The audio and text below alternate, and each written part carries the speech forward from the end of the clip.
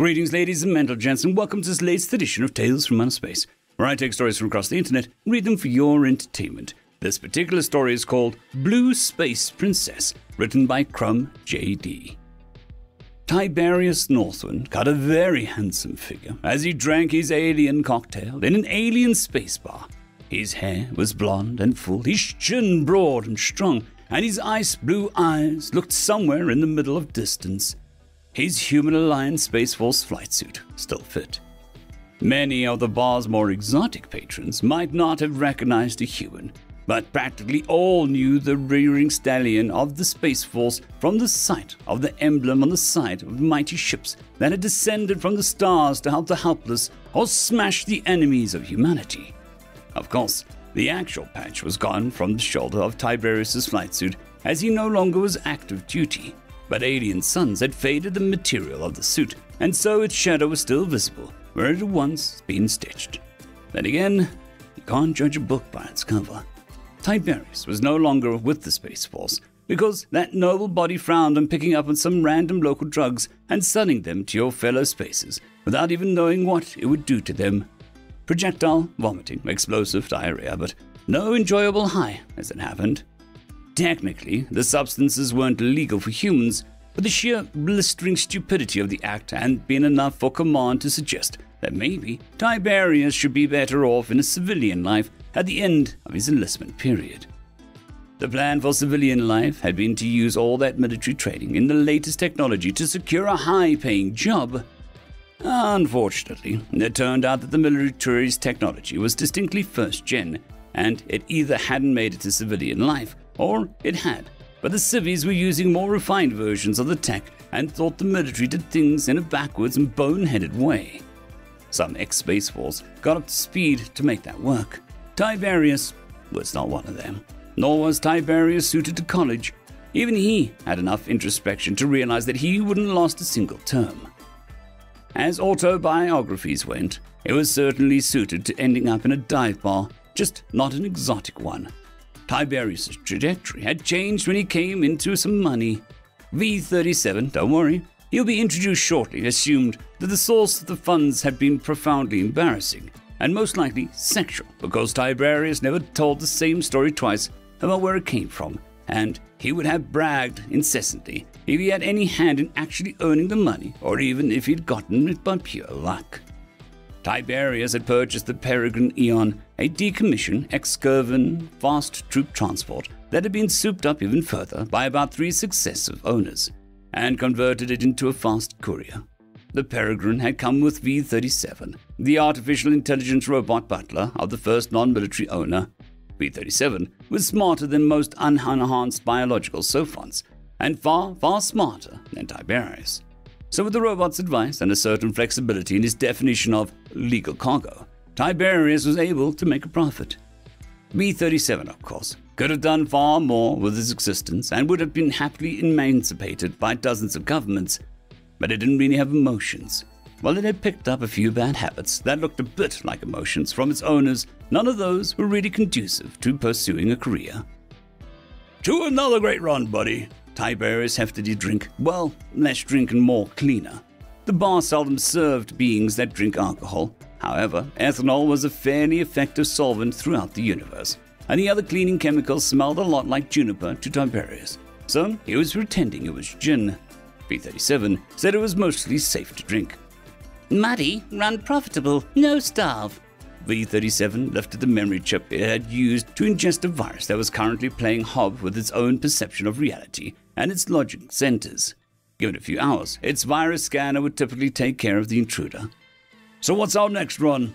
Normally, Tiberius would have padded that question out slightly to hide the fact that he was essentially completely trusting his fate to the used robotic butler. But V-37 had its own version of getting blackout drunk. Tiberius was pretty sure tonight was one of those nights. In a smaller increment of time than most biologicals were capable of noticing, V-37 scanned the local internet, read all the job listings and shipping requests, analyzed them against current market conditions and Eon's capabilities, and found the perfect job. I have sent our best lead to your datacom, sir. V, this is a picture of some cross-dressing Rigelians. Tiberius tilted the phone back towards V-37 so the robot could see. That is true, V-37 said carefully. Perhaps it will not be as profitable as I imagined. Tiberius squinted down at the picture. The Rigelians had been growing their children in vats for as long as humans had been lighting fires. Their sexual organs, their whole bodies really, were little more than atrophied nubs, male or female. It didn't matter. They were just an unattractive bundle of grey spindly limbs and huge eyes. Honestly, it was strange that the whole race was so hung up on gender bending. I have a second lead, sir. There is a distress posting on the local net. Apparently, an individual is being held against their will and seeks rescue. Better yet, location data on the posting indicates that it's just a few blocks down. Hey, what? Never mind. We need to call the cops if someone has been kidnapped. There is no such thing on this world. All security is private or crowdsourced. Distress postings alert the local community of incidents that might involve the police on another world. There is typically a reward for such a service, although no reward is listed here. Sorry, it is probably a poor job. I will search again, sir. Wait, no. I should at least look if someone's in trouble. That was probably the floor cleaner talking. Tiberius had never shown a particular inclination to heroism in the past. After 3 attempts, V-37 beamed the relevant data to his phone, and Tiberius found himself looking at one of the most amazing examples of convergent evolution in the entire galaxy. Sure, the woman's skin was dark blue and her hair and eyes were sky blue, but otherwise, she looked almost perfectly human. And that was strange. The bartender was probably the second most human-looking being in the room. He, at least, had an upright posture, a head and a dermis that looked a bit like an earthly snakeskin. He also only had one leg, which he used like a pogo stick, and 4 tentacle arms that divided into 4 shorter, more flexible tentacles at their ends. Beyond that, there was a table of feathered gastropods. They lacked limbs of any sort, but seemed to be perfectly comfortable picking things up and manipulating them with their dozens of eyes, which were attached to their long stalk-like appendages. The dominant life form locally looked a lot like a deciduous shrub crossed with something that should be getting its energy from a volcanic vent at the bottom of the sea. So a humanoid girl alien, and a hot one at that, was a very unusual sight. Looking at the picture of this blue distressed damsel made his libido wake up and loudly shouted support for heroism of every sort. Tiberius tossed back the last of his floor cleaner, slammed the glass down on the table, stood up and shouted, "Let's do this thing!" V-37 slammed down his data chit and stood up abruptly as well. Unfortunately, the act of standing unlocked the last set of files the virus needed to fully compromise the robot's operating system, which he shouted was, "Yeah!" in a moan that modulated from table-rattlingly low to ear-bleedingly high. Then all his joints locked solid and he slowly tipped over, crashing into the floor. 30 minutes later, Tiberius had hired a porter to carry V back to the ship, walked the flu box to the location of the distress posting, and cased the joint. Or, at least, he'd say he cased the place when he retold the story later. In truth, even Tiberius's consciousness would twinge at that particular description. The location of his damsel in distress had proven to be a smallish private residence with large windows and the light on inside. Looking through them, he had seen 2 spider-like beings in front of the room watching an entertainment center and shooting periodic looks at the door. A third spider dude was in the back room with a large machine of some sort and the blue girl tied to a chair. If Tiberius had any interaction with the news, he might have recognized the giant spiders and realized that they were, perhaps, closer to the correct side of history than the blue girl. Fortunately, he did not, so the night's events would continue to be about punching bug monsters and saving beautiful ladies, rather than descending into a complicated meditation on if ends justify the means or if it is better to take a longer and purer road to justice. Tiberius considered a couple plans for assaulting the house. The Space Force Spec Ops guys he'd known would have done it cleanly and quiet. Get into the house fence, drop down on the lone creature in the back, snap its neck, and have the girl out before any of the others even knew something had happened. The problem was, Tiberius didn't know how to get into the house's vents or where the spider's things' necks were. Instead, he decided to go through the front door, just beat up all the guards. This wasn't quite as bad of a plan as it sounded. Humans weren't the fastest, strongest, or smartest race out there. They should have ended up as a protectorate race of some large galactic power, except for one important detail. They had a great mod community. Nearly every race used some pieces of implant technology. However, for most races, perfecting any implant was a huge struggle. They had to work through every last detail to prevent it from being rejected by neurology, biology, psychology, immune system, or culture. Only mankind could handle most prostheses and implants with ease. Better yet, our genome was practically plastic because it was translated directly into proteins, and we could steal snippets from almost any other creature on our planet. Most races weren't so lucky. Due to this, the Space Force had developed a suite of modifications that let its soldiers go toe-to-toe with multi-ton chitin armored monstrosities and the relentless hordes of hive minds. And due to some compromising photos Tiberius had of the sergeant who handled his outprocessing, he still had access to all of those. Tiberius gave a battle roar and launched himself down the street towards the house where the woman was being held. By the time he hit the door, he hit it without slowing. He was moving as fast as a decently speedy ground transport. The door to the house was solid steel, set in a steel frame fixed into some sort of silica-based building material. But it wasn't tough enough to take the hit.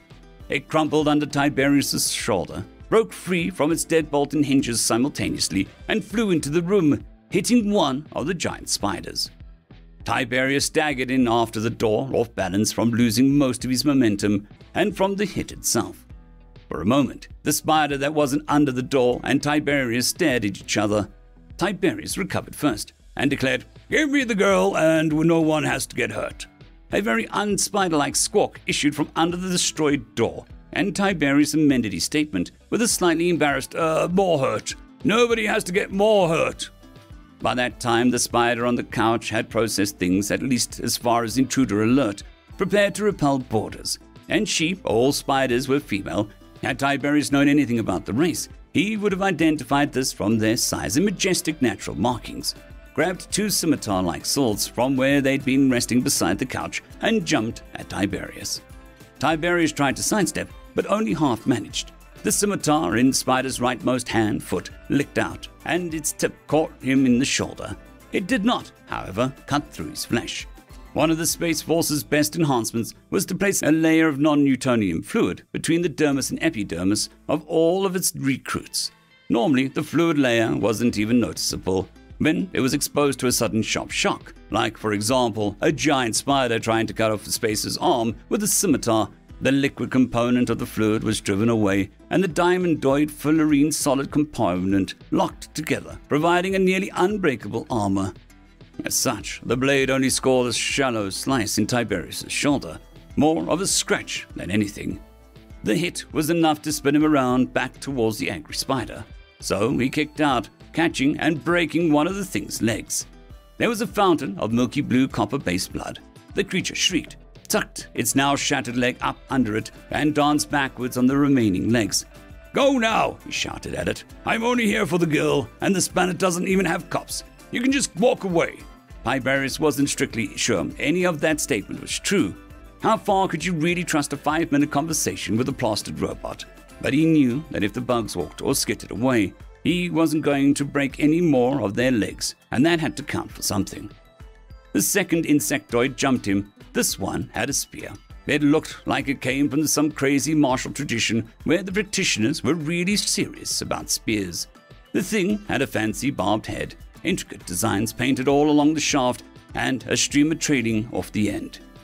Fortunately, his boosted speed and reaction time allowed Tiberius to grab the spear before he got stabbed.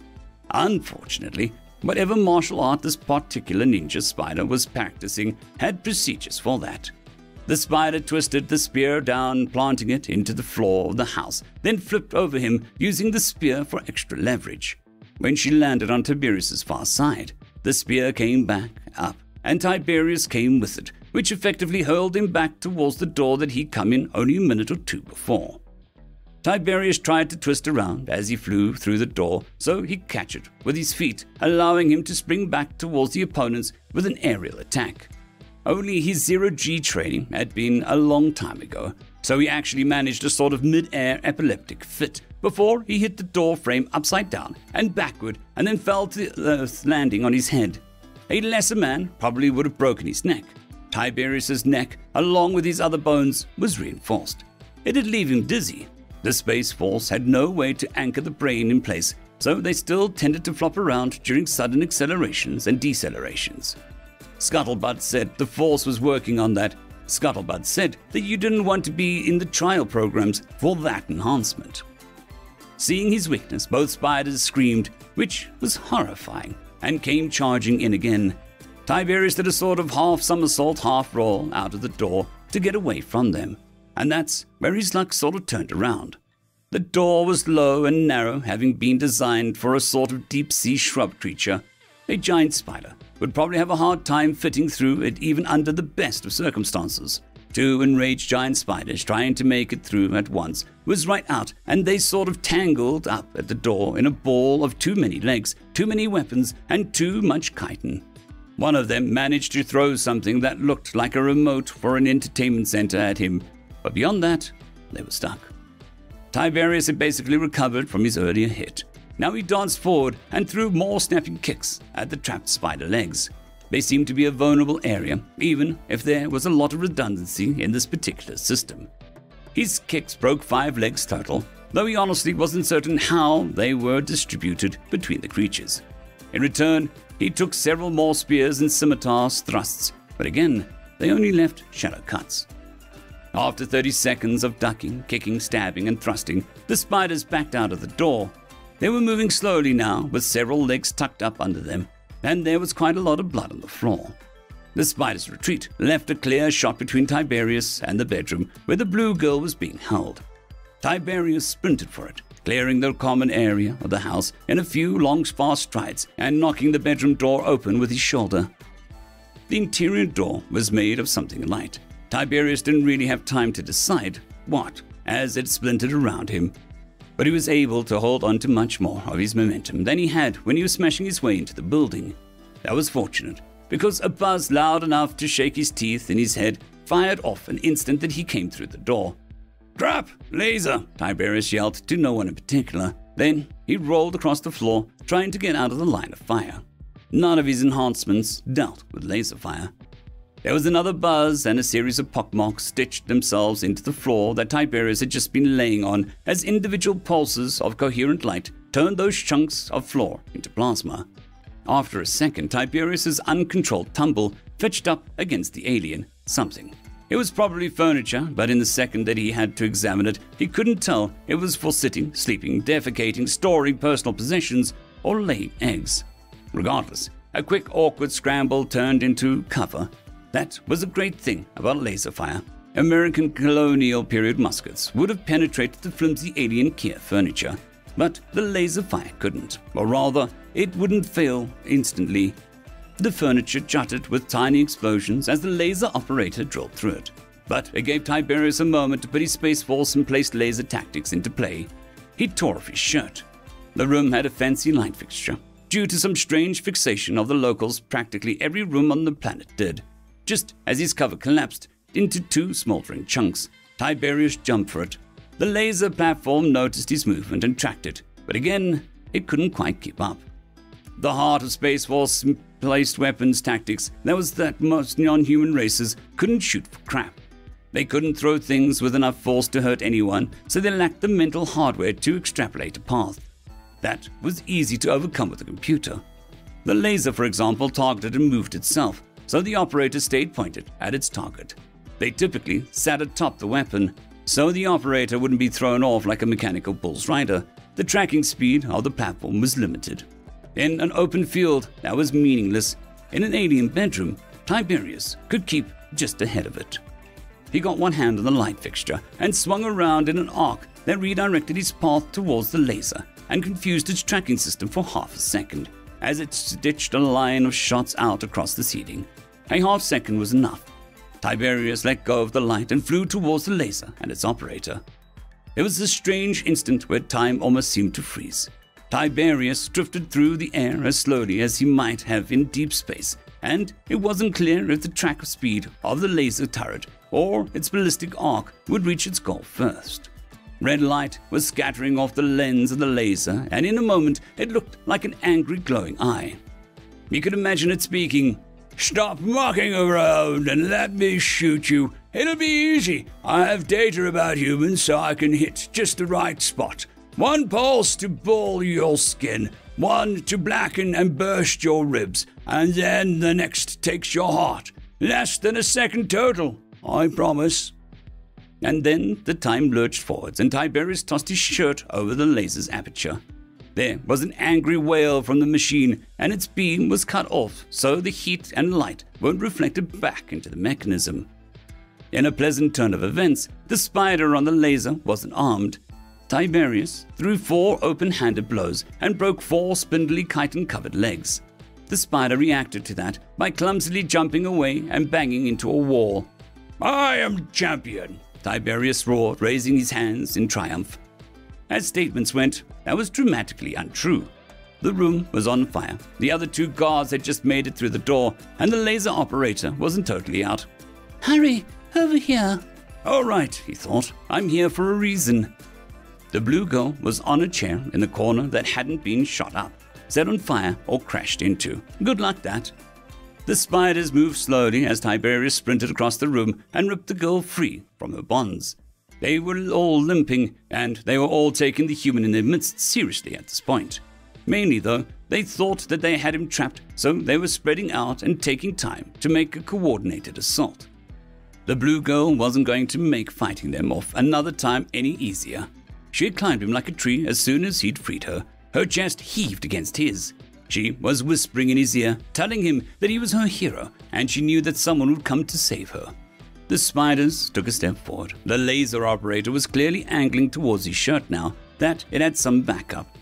The other 2 had evil looks on their non-faces. Space Force subdermal enhancements could be defeated by just stabbing someone slowly. The spider guards looked up for some slow stabbing. "Cover your eyes and, just how delicate are your arms? Like, could getting them cut off kill you?" What? The spiders took another step forward. Too late."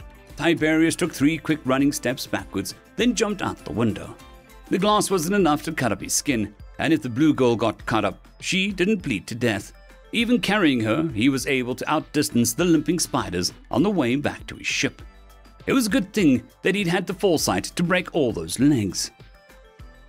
18 Earth hours later, and a couple of light years away, Tiberius sat in the galley of the Eon with an ice pack on his genitals. There was a cheerful ding, and V-37 booted back up successfully, restored from a backup it had taken of itself before it went out drinking. The robot looked around the room for a moment, and then focused on its captain. "I presume I had a good time last night?" Tiberius glowered, but didn't say anything. In truth, neither being was certain if nights where he had to restore the robot from its backups were good or not. The robot downloaded and processed the Eon's logs from while it was out. "Sir, there is a Veton lying naked in your bed." Tiberius continued to glower. "Sir, I must inform you that you should not have sexual relations with that female. While Veton look quite similar to humans, there are some important differences to be aware of." Tiberius grunted. This particular grunt meant, "Thanks for the super timely information, Sparky. Shame you weren't around to drop that truth bomb earlier." Being neither human nor organic, V-37 was totally incapable of intuiting this meaning, and carried on without interruption. While human sexuality is based around friction and touch, the sensation of Veton sexuality is derived from chemical stimulation of the dermis and the olfactory information. The female will secrete an acid while the male... "Yes, thank you. I picked that up when she started to stink like roadkill and tried to burn my schlong off while doing her best starfish impression." Silence reigned for a long moment in the galley. Oddly, it was the human who broke it. "Can you believe she claimed that I was doing it wrong?" From her perspective, V-37 correctly interpreted the shift in Tiberius' expression and trailed off. Its room-reading skills could have used improvement as it did continue. "If I were to coat your erogenous zones in a layer of non-reactive petroleum distillate and then apply a dusting of some potent base to that, you should be able to simulate..." "No!" Silence. "I've completed a biometric analysis of the Veton female. Were you aware that she's kidnapped, Princess? Her planet is in the middle of a civil uprising, and there is several million cash reward for her safe return. I was not. That news was enough to win a smile of Tiberius, despite the persistent burning ache in regions of his body, which he really rather not have had aching or burning. Shall I set course? And somewhere in space, the Peregrine Eon made a sharp turn down to the port and a new heading towards the fame, wealth, and glory, or whatever else it happened to find while seeking those things. End of story.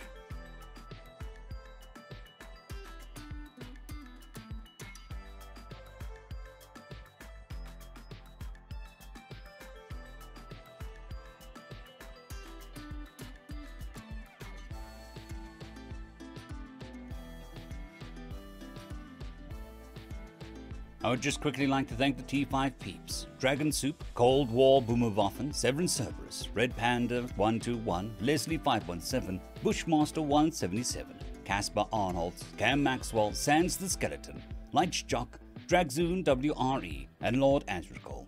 Thank you very much.